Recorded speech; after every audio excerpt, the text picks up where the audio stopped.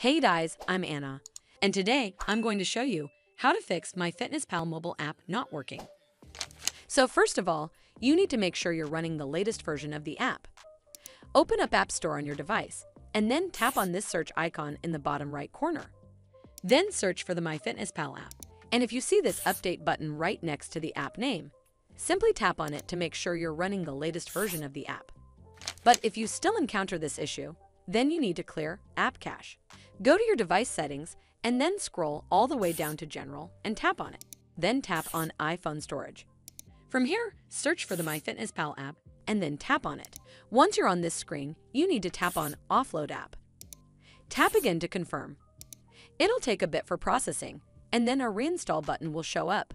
Simply tap on it to reinstall the app. This should fix the issue, but if it doesn't, then you need to completely reinstall the app. Follow the on-screen instructions to navigate all the way to the app page. Once you're on this screen, tap on Delete App to uninstall the app from your device. Once uninstalled, you need to open up App Store and then search for the MyFitnessPal app right over here in the search bar, and then click on this Get button to install it back on your device. Hopefully this will fix the issue, and if it did, then make sure you give this video a super thanks by clicking on this heart icon to help support the channel, and don't forget to hit that subscribe button. We'll see you in the next one.